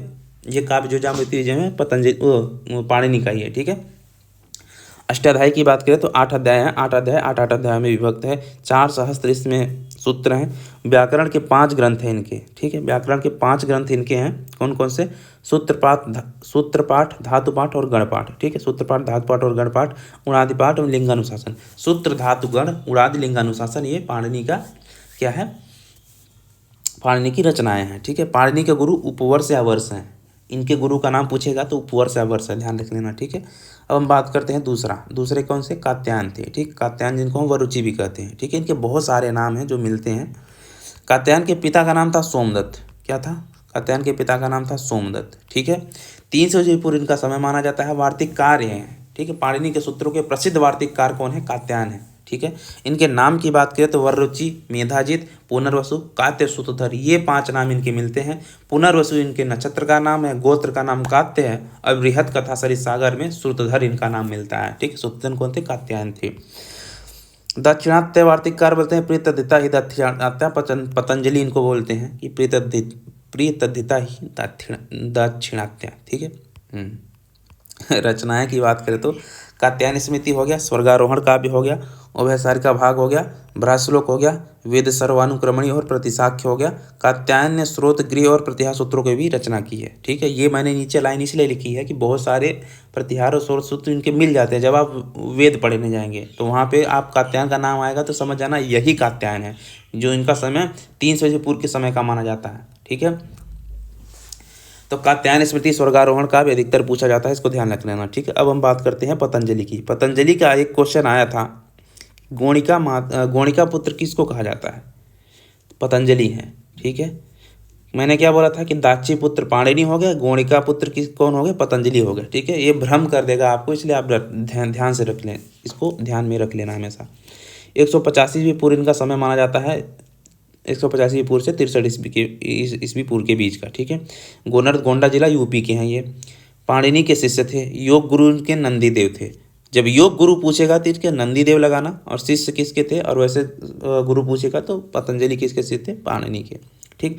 शेषनाग का अवतार अधिकतर जगह आपने ये पढ़ा होगा, शेषनाग का अवतार पतंजलि को माना जाता है। गोणिका इनकी माता है, पिता अंगिरा है, ठीक। किंवदंतियों में मिलता है अंगिरा। अब इनकी रचनाएं देख लेते हैं। इनकी रचनाएं बहुत ही फेमस है, ठीक है। महाभाष्य और योग सूत्र, ये दो ऐसे हैं जो हर कोई पढ़ता है। महाभाष्य आपको यूजीसी में भी लगा हुआ है और योग सूत्र भी यूजीसी में लगा हुआ है, ठीक है। तो ये रचना ध्यान रखना, महाभाष्य, योग सूत्र। महानंद काव्य होगा, सामवेदीय निदान सूत्र होगा, चरक संहिता का परिष्कार, ठीक है। पाटलिपुत्र के राजा पुष्यमित्र शुंग के समकालीन माने जाते हैं। ये चीज़ें मैंने इसलिए लिखी है कि ये भी पूछ लेता है कि कौन से राजा के समकालीन में कौन से क्या कहते हैं आचार्य रहे हैं, ठीक है। पुष्यमित्र शुंग के समकालीन कौन से थे? 4 नाम दे देगा, पाणिनि, कात्यायन, पतंजलि, भर्तृहरि। किसको लगाना है? पतंजलि को लगाना है, ठीक है। गोणिका पुत्र, गोनर्दी, अहिपति, फणी और शेषा, फणी, भृत और शेषा इनको कहा जाता था, ठीक है। गोणिका पुत्र कौन है? पतंजलि है। अब हम ठीक है, तो अब हम बात करते हैं चौथा जो है भर्तृहरि। भर्तृहरि तो आपको पता है 6ठी शताब्दी के माने जाते हैं। नीतिकार बाबा भर्तृहरि इनको कहा जाता है। इनके गुरु का नाम वसुरात है। ये क्वेश्चन आया था कि भर्तृहरि के गुरु का नाम क्या है? वसुरात है, ठीक। 544 ईस्वी का इनका समय है। वैराग धारण किया था गुरु गोरखनाथ के अनुसार। पतंजलि के योग गुरु नंदीदेव थे, ठीक है। और यहाँ पर क्या है, हम भर्तृहरि को पढ़ रहे हैं। भर्तृहरि के गुरु वसुरात हैं और वो वैराग्य धारण कराने वाले गुरु गोरखनाथ थे, ठीक है। उज्जैनी के राजा चंद्रगुप्त द्वितीय के बड़े भाई विक्रमादित्य, ठीक है। चंद्रगुप्त द्वितीय के बड़े भाई थे विक्रमादित्य, ठीक है। चंद्रसेन इनके पिता थे, पिंगला इनकी पत्नी थी, ठीक है। तो ये ध्यान रख लेना, आप पूछ लेता है कि पिंगला किनकी पत्नी थी, तो भर्तृहरि की। चंद्रसेन किसके पिता थे? भर्तृहरि के पिता थे। रचनाएं की बात करें तो इनके शतक त्रय बहुत ही विख्यात है, ठीक है। नीति शतक, श्रृंगार शतक और वैराग शतक। वाक्पदी भी लगा हुआ है, ठीक है। वाक्पदी भी लगा हुआ है इनका, भर्तृहरि का वाक्पदी जो है। हालांकि ये शतक तो नहीं लगे हुए हैं, लेकिन वाक्पदी लगा हुआ है आपको यूजीसी नेट में, जो आपको पढ़ना है, ठीक है। किसमें? 6ठे यूनिट में, व्याकरण में आपको पढ़ना है, ठीक है। टीका पूछता है, ये बहुत बार पूछा गया है। दीपिका टीका किसकी है? ये महाभाष्य पर लिखी गई टीका है, जो कि भर्तृहरि की है, ठीक है। देखो, ये जिस प्रकार से मैंने नोट्स बनाया है, आप लिख सकते हैं नोट्स। इससे आपको ध्यान हो जाएगा कि किस रचना किस समय में हुई है और किस राइटर कौन रहे हैं। इससे क्रम लगाने में जो 2-3 क्वेश्चन आते हैं क्रम से, उसमें आपको सहायता मिल जाएगी, ठीक है। जैनन व्याकरण की बात करते हैं। जैनन व्याकरण किसका है? पूज्यपाद का, ठीक है। देवनंदी का, 6ठी शताब्दी इनका समय माना जाता है। देवनंदी आचार्य है, घर का नाम इनका था। देवनंदी पूज्यपाद भी इनको कहा जाता है। माता का नाम श्रीदेवी है, ठीक है। पिता का नाम माधव भट्ट है। ग्राम कोलेगांव कर्नाटक है इनका, ठीक है। इनका जो नाम है दिग्वस्त्र है, ठीक। एक शेष प्रकरण रहित व्याकरण जैनन व्याकरण है, ठीक है। देवोपज्ञ में एक शेष व्याकरणम जैनन व्याकरणम, ठीक है। जैनन व्याकरण है, ठीक। एक शेष प्रकरण रहित व्याकरण कौन है? जैनन व्याकरण। ये पूछा भी गया है क्वेश्चन। पंचाध्याय भी कहते हैं इसको, पंचाध्याय जैनन व्याकरण को कहा जाता है, ठीक। एक शेष प्रकरण रहित व्याकरण कौन है? जैनन व्याकरण। पंचाध्याय कौन किसको कहा जाता है? जैनन व्याकरण को, ठीक है। पूज्यपाद के शिष्य दुर्विनीत हैं, ठीक है। पूज्यपाद के शिष्य कौन है? दुर्विनीत। इनके शिष्य कौन थे? दुर्विनीत। निवास इनका पामपुर या पेजगांव था। इनके गुरु जो थे वो कंथु सागर जी महाराज, 108 कंथु सागर जी महाराज हैं, ठीक है, जैन व्याकरण के गुरु। अब हम देख लेते हैं नेक्स्ट कौन है। नेक्स्ट है वामन जयादित्य, ठीक है। वामन जयादित्य काशिका वृत्ति, काशिका वृत्ति जो रचना है वो वामन जयादित्य की सम्मिलित रचना है, ठीक है। 7वीं शताब्दी इनका समय माना जाता है, 650 से लेकर 700 ईस्वी के मध्य, ठीक है। हरदत्त मिश्र ने लिखा है पदमंजरी, ठीक। काशिका विवरण पंचिका या न्यास लिखा है जैनेन्द्र बुद्धि। ये पूछा क्या था, हरदत्त मिश्र ने पदमंजरी किसकी है, हरदत्त मिश्र की। जैनेन्द्र बुद्धि किसने लिखा है, काशिका विवरण पंचिका या न्यास जैनेन्द्र बुद्धि ने लिखा हुआ है, ठीक है। जयादित्य की बात करें तो काशिका होगा, अष्टाध्यायी पर जो लिखे गए। हेमचंद शब्दानुशासन में इनके उल्लेख रुचिकर ढंग से स्मरण किया गया है, ठीक है। वामन जयादित्य का नाम हेमचंद के शब्दानुशासन में भी आता है, ठीक है। अब शाकटायन की बात करें अगर हम लोग, शाकटायन की अगर हम लोग बात करें तो 8वीं शताब्दी का माना जाता है। संस्कृत व्याकरण में इनकी प्रक्रियाकृत प्रत्यय के रूप में उपस्थित है, ठीक है। हालांकि इनकी रचनाएं अब उपलब्ध नहीं है, यह पाणिनि एवं अन्य व्याकरणों ने उल्लेख किया हुआ है, ठीक है। कैयट की बात करते हैं, यहाँ से क्वेश्चन आता है जो अधिकतर कुछ भी पूछता रहता है। यहाँ से कैयट के गुरु कौन है, महेश्वर है। क्वेश्चन आप देखोगे 2-3 बार पूछा गया है कैयट के गुरु कौन है, महेश्वर है। सब पढ़ के गए कि कैयट के गुरु महेश्वर है, इस बार पूछ लिया कैयट के शिष्य कौन है। कैयट के शिष्य कौन है, उद्योतकर है। क्वेश्चन ये 2026 का आया है, ठीक है। ये कहाँ के थे, कश्मीर के थे। ये तीनों क्वेश्चन आ रखा है कि कैयट कहाँ के हैं, कश्मीर निवासी हैं। इनके शिष्य कौन है, उद्योतकर है। इनके गुरु कौन है, महेश्वर है। और टीका की तो बात ही छोड़ दो, टीका तो हमेशा पूछा जाता है। 12वीं शताब्दी महाभास की प्रदीप टीका, ठीक है। कैयट की टीका कौन सी है, प्रदीप टीका लिखी है जो महाभास पे लिखी है। पतंजलि के व्याकरण महाभास की इन्होंने, यही पतंजलि के व्याकरण जो महाभास है उसी पे इन्होंने प्रदीप टीका लिखी है कैयट ने। तो कैयट का ये 4 क्वेश्चन पूछा गया है। कौन कौन सा, कहाँ के हैं, कश्मीर के। शिष्य कौन है, उद्योतकर। इनके गुरु कौन है, महेश्वर। टीका कौन से है, प्रदीप। किस पर लिखी गई है ये भी पूछा गया है। प्रदीप टीका महाभास पे लिखी गई है, ठीक है।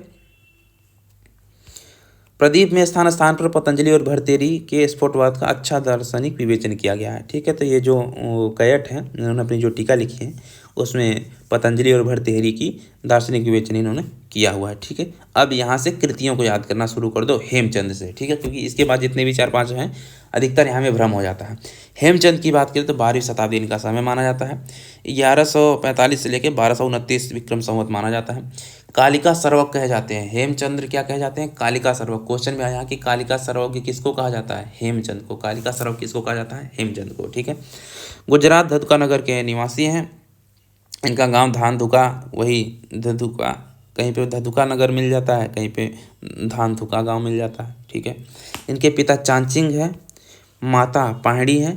बालकाल का नाम इनका चांगदेव है। तो इस तरह से याद कर सकते हो, चांगदेव इनका नाम हो गया, पिता का नाम चाचिंग, चाचिंग चांगदेव, चाचिंग चांगदेव, ठीक है। पहाड़ी इनके माता का नाम है। इनके गुरु हैं चंद्रदेव सूरी। इनके गुरु कौन है, चंद्रदेव सूरी। जन्म इनका हुआ था 1088 ईस्वी में धधुका नगर में, ठीक, यह धाधुका नगर। मृत्यु इनकी हुई थी 1173 ईस्वी आहिलवद पाटन में, ठीक है। अब इनकी हम रचनाएं देख लेते हैं जो अधिकतर पूछी जाती हैं। कौन कौन सी रचनाएं हैं इनकी, रचनाएं जो हैं हेमचंद सूरी की रचना की बात करें तो सिद्ध हेम शब्दानुशासन, सिद्ध हेम लिंगानुशासन। हेमचंद का इसमें नाम ही आ रहा है, ठीक है। तो सिद्ध हेम शब्दानुशासन, सिद्ध हेम लिंगानुशासन, धातु परायण और शब्दानुशासन, ठीक है। अब बोल है कि ये नाम तो सुना हुआ लगता है, तो हमने बोला था कि जो पाणिनि की कृतियाँ थी तो वहाँ पे क्या था, धातु पाठ था, ठीक है, सूत्र पाठ था, ठीक है। ध्यान से सुनना क्या बोल रहा हूँ। वहाँ पे क्या था, पाठ था, सूत्र पाठ, धातु पाठ, गण पाठ, उड़ाति पाठ और लिंगानुशासन। और यहाँ पे क्या है, धातु पारायण है और शब्दानुशासन है, ठीक है। वहाँ पे लिंगानुशासन था, यहाँ पे शब्दानुशासन। तो ये डिफरेंस करके आपको याद रखना है, ठीक है, कि वहाँ पे क्या था, धातु पाठ था और क्या था, लिंगानुशासन था। यहाँ पे धातु पारायण और शब्दानुशासन है, ठीक है। तो सिद्ध हेम शब्दानुशासन, सिद्ध हेम लिंगानुशासन, धातु पारायण और शब्दानुशासन, ये इनकी रचनाएं हो जाती हैं, ठीक है। बृहद टीका इन्होंने लिखी है। इनकी एक टीका थी बृहद टीका, क्रम से ध्यान रख लेना कौन सा कब आता है। कोश ग्रंथ इनके हैं अभिधान चिंतामणिमाला, अनेकार्थ संग्रह, निघट्टू शेष, देसी नाममाला। देसी नाममाला पूछता है, निघट्टू शेष पूछता है, तो ये इनके कोश ग्रंथ हो जाएंगे, ठीक है। तो ये रचनाएं आपको याद रख लेनी है, ठीक है। अब हम बात करते हैं भट्टोजी दीक्षित के बारे में। यहाँ से आपका बहुत सारा क्वेश्चन बनता है। भट्टोजी दीक्षित का समय सबसे पहले पूछा जाता है 16वीं शताब्दी का। 1550 से लेकर 1630 ईस्वी सन का माना जाता है। लक्ष्मीधर इनके पिता हैं, रंगोजी भट्ट इनकी क्या है, भ्राता है। ठीक है, गुरु की बात करें तो शेष कृष्ण इनके गुरु हैं। भट्टोजी दीक्षित के गुरु शेष कृष्ण है, क्वेश्चन भी आ चुका है। ठीक, पुत्र भानु दीक्षित है, रामाश्रय, ठीक है, जिसको नामाश्रय भी कहा जाता है। भाती पुत्र कौन है, गौड़ भट्ट है। शिष्य वरदराज है इनके। ठीक है, पौत्र की बात करें तो हरिदीक्षित है, निवास काशी के हैं। ठीक है, ये तो सामान्य परिचय हो गया। अब आता है इनकी रचनाएं। इनकी रचनाएं आपको ध्यान रखना है, क्योंकि हेमचंद सूरी हो गया, भट्टो दीक्षित हो गया, नागेश भट्ट हो गया, इन सब की रचनाएं ज़्यादा हैं, इसलिए थोड़ा कन्फ्यूजन हो जाता है। सिद्धांत कौमुदी भट्टोजी दीक्षित का। ठीक, सिद्धांत कौमुदी जो कि प्रक्रिया कौमुदी के आधार पर लिखा गया। प्रौढ़ मनोरमा टीका भी पूछा गया किसकी है, तो वो है भट्टोजी दीक्षित की। ठीक है, सिद्धांत कौमुदी, प्रौढ़ मनोरमा टीका, शब्द कौस्तुभ, व्याकरण भूषण कारिका, तत्व कौस्तुभ, त्रिस्थली सेतु, तीर्थ निर्णय, प्रवर निर्णय, चतुर्विंशतिम व्याख्या, मतोन्मंज कारिका, ये किसकी है, तो यह है भट्टोजी दीक्षित की। अब सिद्धांत कौमुदी जो इन्होंने लिखा है, इसकी टीकाएं कौन कौन सी हैं, तत्वबोधिनी, बाल मनोरमा, प्रौढ़ मनोरमा, लघु शब्देन्दु शेखर। तत्वबोधिनी लिखा है ज्ञानंद सरस्वती ने, बाल मनोरमा लिखा है वासुदेव दीक्षित ने, प्रौढ़ मनोरमा लिखा है भट्टोजी दीक्षित ने। ठीक है, लघु शब्देन्दु शेखर नागेश भट्ट ने लिखा हुआ है। हालांकि नागेश भट्ट का समय अलग है, उस समय में लिखा है, लेकिन यहाँ पे मैंने सिद्धांत कौमुदी की इन्होंने टीका लिखी है, उस अनुसार से यहाँ पे लिख दिया है कि लघु शब्देन्दु शेखर सिद्धांत कौमुदी की टीका। ये आपको रटने के लिए और याद रखने के लिए कि एक ही जगह पे मैंने चीज़ लिख दिया है। ठीक है, तो ये जितने भी मैंने इनकी रचनाएं बताई हैं और सिद्धांत कौमुदी की टीका बताई, आपको याद होना चाहिए। आप अपना नोट्स बना लीजिए, उसमें लिख लीजिए। ठीक है, और इसको रट लीजिए क्या है इसमें। अब हम बात करते हैं नागेश भट्ट के बारे में। इनकी भी रचनाएं हैं जो कि इंपॉर्टेंट है, पूछा जाता है, क्रम भी पूछा जाता है। हेमचंद सूरी, भट्टोजी दीक्षित और नागेश भट्ट की रचनाएं अलग अलग लिख के रट लीजिए। तो इससे आपको एक क्वेश्चन तो क्रम का क्लियर हो जाएगा, दूसरा आपको एक हो जाएगा कि कौन सी रचना कब आई है। ठीक है, नागेश भट्ट की बात करें तो 17वीं शताब्दी, सबसे लास्ट में भट्टोजी दीक्षित और नागेश भट्ट को ही रखना है। ठीक है, हाँ, क्योंकि अधिकतर सारस्वत व्याकरण आपको पता है सबसे लास्ट में, तो देता नहीं। नागेश भट्ट और भट्टोजी दीक्षित का अगर कहीं पर नाम आ रहा है क्रम के लिए, तो सबसे लास्ट में इनको और इनकी रचनाएं को रखना है। ठीक है, 17वीं शताब्दी इनका समय माना जाता है। शिव भट्ट इनके पिता थे, सती देवी इनकी माता थी। ठीक है, गुरु हरिदीक्षित थे। नागेश भट्ट के गुरु कौन थे, हरिदीक्षित थे। इनकी रचनाएं की बात करें तो इनकी रचनाएं बहुत इंपॉर्टेंट है, ये 10 रचनाएं मिलती हैं। लघु शब्देन्दु शेखर जो मैं बता रहा था, नागेश भट्ट ने लिखा था, सिद्धांत कौमुदी की टीका। ठीक है, यहाँ पे रचना हो जाती है लघु शब्देन्दु शेखर, व्याकरण सिद्धांत मंजूषा, परिभाषेन्दु शेखर, उद्धोट टीका, पद मंजरी महाभाष पे लिखा गया है। ठीक, पतंजलि महाभाष पे लिखा गया है उद्धोट टीका। ठीक है, पद मंजरी हरदत्त मिश्र की है, अभी मैंने बताया था। ठीक है, लघु मंजूषा, परम लघु मंजूषा, स्फोटवाद, महाभाष, प्रत्याख्यान संग्रह, बृहद शब्देन्दु शेखर। ठीक है, बृहद शब्देन्दु शेखर जो है, और रस मंजरी टीका। पद मंजरी किसकी है, हरदत्त मिश्र की। रस मंजरी टीका किसकी है, नागेश भट्ट की। ठीक, लघु शब्देन्दु शेखर, व्याकरण सिद्धांत मंजूषा, परिभाषेन्दु शेखर, उद्धोट टीका, लघु मंजूषा, परम लघु मंजूषा, स्फोटवाद, महाभाष, प्रत्याख्यान संग्रह, बृहद शब्देन्दु शेखर, रस मंजरी, ये नागेश भट्ट की रचनाएं हो जाती हैं। ठीक है, अब हम आखिरी पढ़ते हैं सारस्वत व्याकरण, 17वीं शताब्दी, रचना अनुभूत स्वरूपाचार, 700 सूत्र है इसमें। इसका रूपांतरण सिद्धांत चंद्रिका में से तत्वदीप का कर दिया गया था। ठीक है, लोकेश सर ने किया था। सदानंद की बात करें तो सुबोधिनी टीका हो गया। अनुभूत स्वरूपाचार की सारस्वत प्रक्रिया हो जाती है। ठीक, अनुभूत स्वरूपाचार की प्रक्रिया टीका 1300 संवत में लिखा गया। ठीक है, तो यही छोटा सा इसका इन्फॉर्मेशन है, ज़्यादा कुछ मिलता नहीं है। ठीक है, सारस्वत प्रक्रिया जो है अनुभूत स्वरूपाचार का है। प्रक्रिया टीका जो हो जाती है अनुभूत स्वरूपाचार की हो जाती है। सिद्धांत चंद्रिका का रूपांतरण तत्वदीपिका में कर दिया गया था। ठीक है, अनुभूत स्वरूपाचार सारस्वत व्याकरण का है। तो ये हो गया आचार्यों का सामान्य परिचय। अब मैंने टीकाओं को और गुरुओं को एक जगह रख दिया है आपकी सुविधा के अनुसार, कि आप जब भी रटना है आप यहाँ से रट सकते हैं, आपको दिक्कत नहीं हो, क्योंकि इस प्रकार के क्वेश्चन पूछे जा रहे हैं। इसी प्रकार से नोट्स में लिखता रहता हूँ। आप लोग भी अपना नोट्स बना लीजिए खुद का। उसके बाद जिस प्रकार से क्वेश्चन पूछे जा रहे हैं, गूगल पे सर्च करके, किताबों में सर्च करके, साइड में जैसे टीकाएँ हैं, गुरु हो गए, समय क्या है, ये सब आप साइड में लिख सकते हैं। ठीक है, तो टीकाएँ की बात करें तो दीपिका टीका जो है वो भर्तृहरि की है, 6वीं शताब्दी ईस्वी की। प्रदीप टीका कैयट की है, 12वीं शताब्दी ईस्वी की। प्रौढ़ मनोरमा टीका भट्टोजी दीक्षित की है, 16वीं शताब्दी की। अब सोच रहे हैं कि मैंने शताब्दी क्यों लिखा है, क्योंकि इसमें दोनों क्वेश्चन बन जाते हैं। दोनों क्वेश्चन इसलिए बन जाते हैं क्योंकि एक तो राइटर का नाम पूछ लेगा, भर्तृहरि, कैयट, भट्टोजी, नागेश भट्ट। एक तो उनके टीका का 3 क्वेश्चन, एक तो उनके टीका का क्रम पूछ लेगा, राइटर का क्रम पूछ लेगा, ऊपर से काल का क्रम पूछ लेगा। तो तीनों एक ही जगह पे है। दीपिका टीका भर्तृहरि की है 6ठी शताब्दी ईस्वी पूर्व, ईस्वी पूर्व नहीं ईस्वी की है, सॉरी, ठीक है। दीपिका टीका भर्तृहरि की है ईस्वी की, 6ठी शताब्दी ईस्वी की, ठीक है। प्रदीप टीका कैयट की है 12वीं शताब्दी ईस्वी की है। प्रौढ़ मनोरमा टीका भट्टोजी दीक्षित की है 16वीं शताब्दी का। उद्योत टीका और रसमंजरी टीका नागेश भट्ट की है 17वीं शताब्दी का। प्रक्रिया टीका अनुभूत स्वरूपाचार अभी मैंने पढ़ा, ठीक, अनुभूत स्वरूपाचार प्रक्रिया टीका हो जाएगी। और बृहद टीका ये पदमंजरी हरदत्त मिश्र की होगी 17वीं शताब्दी, ठीक है। और नहीं, पदमंजरी शायद पहले आएगा, पदमंजरी पहले आता है, ये लास्ट में मैंने लिख दिया पदमंजरी, क्योंकि देखना पड़ जाएगा, इसका काल मुझे ध्यान नहीं है। पदमंजरी हरदत्त मिश्र की है, इसका देख लीजिएगा आप काल, क्योंकि प्रक्रिया टीका बृहद टीका तो लास्ट में ही आएगा सबसे, क्योंकि ये 17वीं शताब्दी का है, ठीक है। अनुभूत स्वरूपाचार प्रक्रिया टीका का हो गया, ठीक है। बृहद टीका हेमचंद सूरी का है, तो ये लास्ट में ही आएंगे। अब हम बात करते हैं गुरुओं का। गुरु आजकल पूछे जा रहे हैं, गुरु कौन है, शिष्य कौन है, तो ठीक है। तो पाणिनि के गुरु उपवर्ष या वर्ष हैं, कात्यायन के कुछ पता नहीं है, पतंजलि के पाणिनि हो गए और नंदीदेव योग गुरु हो गए, ठीक है। वहाँ पर भी मैंने बताया था आपको। भर्तृहरि की बात करें तो वसुरात हो गए, गोरखनाथ व्याकरण धारण किया हुआ है, ठीक है। देवनंदी की बात करें तो 108 कंथु सागर जी महाराज, मोहम्मद जादिद के मिलते नहीं है, शाक्टायन के मिलते नहीं है। अगर मिलेंगे तो कहीं लिख दूंगा मैं, अभी तक मेरे को नहीं मिले, ढूंढने पर किसी बुक में मिले तो आप लोग कमेंट जरूर कीजिएगा, ठीक है। कैयट की बात करें तो कैयट के गुरु महेश्वर हैं, हेमचंद के चंदेव सूरी, भट्टोजी दीक्षित के शेष किशन और नागेश भट्ट के हरि दीक्षित हो जाते हैं, ठीक है, हरि दीक्षित। तो ये जितने भी गुरु और शिष्य हैं उनको आपको याद कर लेना है। अब हम बात करते हैं, एक क्वेश्चन और पूछा गया था जो भाषा विज्ञान का, वहाँ पे छूट गया था, मैंने यहाँ पे लिख दिया है, ग्रीम नियम, ठीक। ग्रीम नियम के बारे में पूछा गया था कि ग्रीम नियम को रोक लो किस विद्वान ने बोला है। सभी विद्वानों का नाम दे दिया, मैक्स मुलर हो गए, ओटो स्पर्सन हो गए, याकोबी हो गए, अब यहाँ इर्रे उर्रे हो गए, रास्क हो गए। अब इसमें कन्फ्यूजन हो गई, मैक्स मुलर मार के चले आए, हालांकि ऐसा नहीं है, ठीक है। देखो यह, इसको मैं सारा डिटेल में मैंने लिख दिया है, इससे बाहर आपको पढ़ने की ज़रूरत नहीं है।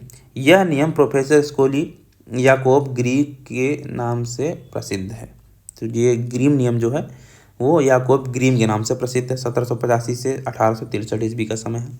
इसके अन्य नाम कौन कौन से हैं? ध्वनि परिवर्तन, लाउथ वर्शिंगबंग, जर्मन लाउथ ध्वनि फेसिबुंग परिवर्तन, साउंड शिफ्टिंग, बहुत सारे इसके नाम हैं, ठीक। शिफ्टिंग परिवर्तन, इस पर ज़्यादा ध्यान नहीं देना है। मेन नाम ध्यान देना है आपको यहाँ पे। प्रोफेसर मैक्स मुलर जो थे वो ग्रीम नियम का नाम दिया, ग्रीम नियम नाम दिया। मैक्स मुलर ने ग्रीम नियम को ग्रीम नियम ही दिया है। अब आता है असली नाम, प्रोफेसर ओटो स्पर्सन। इन्होंने रोक लो दिया है नाम, किसको? ग्रीम नियम को रोक लो किसने बोला है? प्रोफेसर ओटो स्पर्सन ने। लेकिन इसका जो सबसे पहले संकेत किसने किया था? वो प्रोफेसर राक और ईरे थे, ठीक। इस नियम की ओर पहले संकेत करने के लिए इनका नाम लिया जाता है, प्रोफेसर ईरे और रास्क का, ठीक है। यह नियम डैसिन विद्वान राक ने ही सर्वप्रथम प्रामाणिक रूप से अपनी पुस्तक अंडर सोगलेस में प्रकाशित किया था, ठीक है। तो ये 3 पॉइंट आप ध्यान रख लेना। हालांकि क्वेश्चन तो ये पूछा गया था, ग्रीम नियम को रोक लो किसने कहा है, ठीक है। और ये भाषा विज्ञान का छोटा सा चीज़ है जो आपको ध्यान रख लेना है। वैदिक भाषा किस भाषा के सबसे निकट है? अवेस्ता। ध्वनि के आधार पर भारोपी भाषा के मुख्य भाग 2 प्रकार के हैं। भारोपी भाषा में संस्कृत च वर्ग की उत्पत्ति कोलिट से मानी जाती है, ठीक है। कोलिट से डी का अघोष रूपता हो जाता है। मराठी किस भाषा का है? आधुनिक भारतीय आर्य भाषा का है। 2 क्रमिक व्यंजन महाप्राण ध्वनियाँ में से एक के महाप्राणत्वहास का प्रस्ताव जिसने किया वह ग्रासमान है, ठीक है। ये मैंने बाद में लिखा था, जो मैंने ध्यान से पढ़ा नहीं था, अभी ये मेरे को मिल गया था बुक में। ड का उच्चारण स्थान दंतोष्ठ है, व का संप्रसारण उ है, ठीक। अवेस्ता का भाषा परिवार भारत आर्य भाषा हो, भारतीय आर्य भाषा हो जाती है। स का घोषवान ज हो जाता है, सवर्ण संज्ञक हो जाता है रियल री, ठीक। सतंबर की भाषा आर्मीनी है, ठीक है।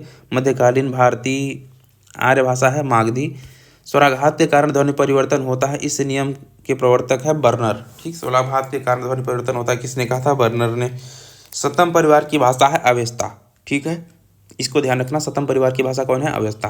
द्रविड़ भाषा है अश्लिष्ट योगात्मक कौन सी भाषा है? द्रविड़ भाषा है। ठीक, अश्लिष्ट योगात्मक क्या है? द्रविड़ भाषा। पूर्वीय भी यह किसका रूप है? वैदिक संस्कृत का। ठीक है, ध्वनि परिवर्तन अंतःकरण जो हो जाता है, प्रत्नागम, शिक्षा शिक्षा शीघ्र भाषण जो मैंने आपको शुरू में ही बताया था। ठीक है, आंग्ल भाषा जो है जर्मनिक भाषा के अंतर्गत आ जाती है। ग्रीम नियम संबंध किस कत स्पर्श ध्वनि अस्ति? 9 स्पर्श ध्वनि है। बलाघात के भेद 4 प्रकार के होते हैं, वहाँ पर भी मैंने पॉइंट किया हुआ था आपको जब मैं ध्वनि के दो भेद बता रहा था। अर्थावबोधस्य कति प्रमुख साधनानि? 8। अर्थावबोध के कितने प्रमुख साधन हैं? 8 प्रमुख साधन है। ठीक है, तो अब हम ये हो गया आपका प्रमुख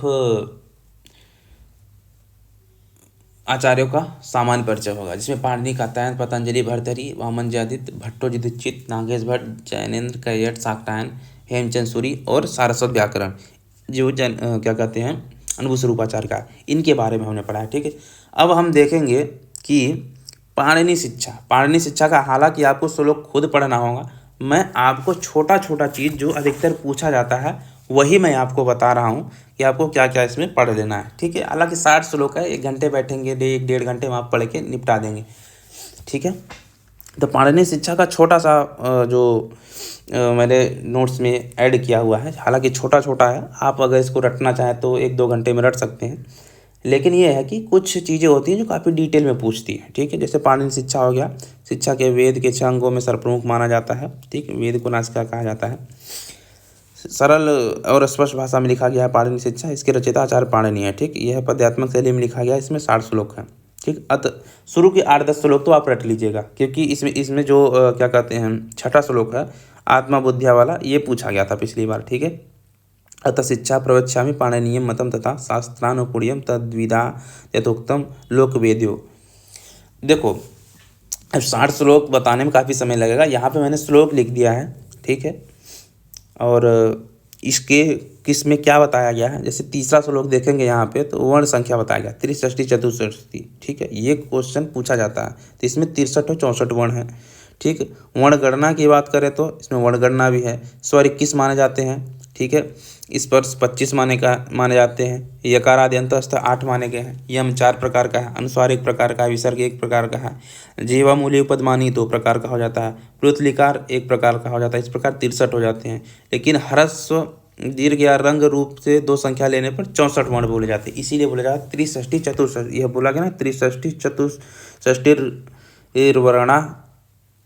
शंभु मते मता। ठीक है, प्रकृति संस्कृत चाय स्वयं प्रोक्ता स्वयं भुआ। ठीक है, तो इस प्रकार से 63 और 64 वर्ण बताए गए हैं। ठीक है, वर्ण उत्पत्ति प्रक्रिया यहाँ पे बता दी गई है, एक बार पढ़ लीजिएगा कहाँ कहाँ से है। ठीक है, हालांकि आपको ये ध्यान रखना है कि प्रातः सवन, मध्याह्न सवन और सायं सवन किस प्रकार का हो जाता है। ठीक, प्रातः सवन जो होता है गायत्री मंत्र से स्टार्ट हो जाता है। ठीक, मध्य और गंभीर स्वर हृदय से उत्पन्न होता है। ठीक है, और मध्याह्न सवन की बात करें तो त्रिष्टुप हो जाता है मध्य स्वर कंठ में। सायं सवन जगत तार स्वर सिर में हो जाता है। ठीक है, वर्ण भेद की बात करें तो वर्ण भेद 5 प्रकार का हो जाता है, स्वर, काल, स्थान, अभ्यंतर प्रयत्न, बाह्य प्रयत्न। ठीक है, श्लोक में भी यही सारी चीज़ें लिखी हुई हैं, बस ये मैंने नोट्स के तौर पे आपको समझाने के लिए सारी चीज़ें लिख दी हैं, जिससे हम की मोटा मोटी हम याद कर सकें कि चलिए इसमें क्या है। एक है कि आप एक बार बुक जरूर उठाइएगा, 60 श्लोक है, आप 1-1.5 घंटे में उसको पढ़ के हिंदी पढ़ लीजिए, उसके बाद जो जो मेन पॉइंट है उसको लिख के रट लीजिए। ठीक है, 3 प्रकार के स्वर बताए गए हैं, उदात्त, अनुदात्त, स्वरित। 3 काल बताए गए हैं, ह्रस्व दीर्घ प्लुत। उदात्त स्वर निषाद गांधार हो जाता है, अनुदात्त स्वर ऋषभ दैवत, स्वरित मूलक स्वर की बात करें छड़ी मध्यम पंचम हो जाता है। ठीक, ये आपको ध्यान रख लेना, उदात्त, अनुदात्त, स्वरित यहाँ से पूछता है। उदात्त के अंतर्गत निषाद गांधार आ जाता है, अनुदात्त में ऋषभ दैवत, स्वरित मूलक में छड़ी मध्यम पंचम। ठीक, वर्ण स्थान गणना की बात करें तो अष्टौ स्थानानि वर्णानां कंठ शिरस् तथा जिह्वा मूलम च दंताश्च नासिकोष्ठौ च तालु च। उच्चारण स्थान की बात करें तो ऊर, कंठ, सिर, जिह्वा मूल, दंत, नासिक, ओष्ठ, तालु, ये बताया गया है पाणिनि शिक्षा में। चाराणी शिक्षा की बात करें तो 19 बताया गए हैं। ठीक, उच्चारण स्थान। ठीक है, विसर्ग की 8 गति बताई गई है, उकार होना, विपरीत होना, सकार होना, सकार होना, सकार होना, 3 रेप जीवा मूल्य पदमानी। ठीक है, तो विसर्ग की कितनी गति हो जाती है? 8 गति हो जाती है। ठीक है, वर्ण विशेष स्थान निरूपण भी इसमें बताया गया है, वर्ण का उच्चारण स्थान बताया गया है। ठीक है, कंठ हो गया, अकु सर्जनीय नाम कंठा, इचुएसानम तालु, उपदमानी ओष्ठ, मूर्धा बताया गया, ऋतुलसानम मूर्धा, लितुलसानम दंता बताया गया है। ठीक है, जीवामूल कवर दंतोष्ठ व हो गया, कंठ तालु ए हो गया, कंठोष्ठ ओ हो जाता है। ठीक है। अर्धमात्रा तु कंठस्य एकारोकारयोर भवेत् उकारोकारयोर मात्रा तयोर विवृत समृद्ध। ये भी पूछा गया है। ठीक है। ए ओ वर्ण विचार हो जाते हैं। ठीक है। और यहाँ पे मैंने याद करने के लिए इसको लग दिया है एक ही लाइन में सारा चीज़। जैसे समृद्ध क्या हो गया, विवृत का हो गया, जो बताया गया समृद्ध मातृकम ज्ञेयम विवृतम तु द्विमात्रिकम घोषा व स्मृता सर्वे अघोषा विवृता स्मृता। बोल रहा है कि जो समृद्ध होता है वो एक मात्रिक हो जाता है, अविवृत दो मात्रिक हो जाता है। ठीक है। समृद्ध जो हो जाता है ह्रस्व अवर्ण हो जाता है, अविवृत जो हो जाता है दीर्घ हो जाता है। ठीक है। और समृद्ध जो हो जाता है घोषवान हो जाता है, अविवृत जो हो जाता है अघोषवान हो जाता है। ठीक है। तो ये आपको याद रख लेना है। और इसमें क्या इंपॉर्टेंट है, अयोगवाह वर्ण पूछा गया था क्वेश्चन। अयोगवाह वर्ण में यही 4-5 वर्ण दे दिए गए थे, उस इसमें उपध्यानी पूछा था। ठीक। उपध्यानी किस में आ जाता है, वो अयोगवाह वर्ण में आ जाता है। ठीक है। अनुस्वार विसर्ग जीवा मूलत उपध्यानी यम नासिका। ठीक है। ये किसके अंतर्गत आ जाएंगे, अयोगवाह वर्ण के अंतर्गत। ठीक है। अब हम बात करते हैं रंग की मात्रा। रंग की मात्रा पूछता है। ठीक है। रंग की हृदय में एक मात्रा होती है, सिर में आधा मात्रा हो जाती है, नासिका में आधा मात्रा। तो आधा नासिका आधा सिर एक हो गया, रंग की हृदय में एक, यानी कि 2 मात्राएं। इस प्रकार रंग की 2 मात्राएं बांटी जाती हैं। जैसे द्विमात्रिक उदाहरण क्या हो जाता है, वृत्तम जघन्मा। वृत्तम जघन्मा द्विमात्रिक हो जाता है। ठीक है। और क्या है, कंप स्वर उच्चारण वैशिष्ट की बात करें तो कंप स्वर का उच्चारण मध्य में संयुक्त हो जाता है। ठीक। जैसे रथिव हो गया, रथिव। ठीक है। ये किस में हो जाता है, हृदय के मध्य में हो जाता है। ठीक है। और क्या है, हाँ, और ये पूछा जाता है अधम पाठक के लक्षण और अच्छे पाठक के लक्षण कौन से हैं। ठीक है। पाठक के गुण और अधम पाठक के गुण कौन कौन से हो जाते हैं। तो देखो, जो अधम पाठक है इसका तो आप श्लोक ही याद कर लो। गीति शीघ्री सिर कंपी तथा लिखित पाठक अनर्थज्ञो अल्पकंठ सेड़ते पाठकाधमा। ठीक है। इससे आपको ध्यान में रहेगा कौन सा, क्योंकि इसका कभी कभी क्रम दे देता है। तो अधम वर्ण के 6 लक्षण बताए गए हैं। कौन कौन से, गानपूर्वक, गीति, शीघ्री, शीघ्र पढ़ने वाला, कंपी, सिर हिलाते हुए पढ़ने वाला। ठीक है। लिख कर पढ़ने वाला, स्वलिखित, अर्थ ज्ञान रहित, जिसका अर्थ ज्ञान नहीं है फिर भी पढ़ रहा है उसको। ठीक। तो ये सारी चीज़ें जो 6 हैं इसके अंतर्गत आ जाती हैं। ठीक है। और अनभ्यस्त पाठ को पढ़ने वाला, जो अभ्यास नहीं, बार बार अभ्यास करने से चीज़ें होती हैं, लेकिन अनभ्यस्त, एक बार अभ्यास नहीं किया, एक बार पढ़ लिया छोड़ दिया, लगता है आ जाएगा। तो यही बताया गया कि अधम पाठक नहीं बनना है। ठीक है।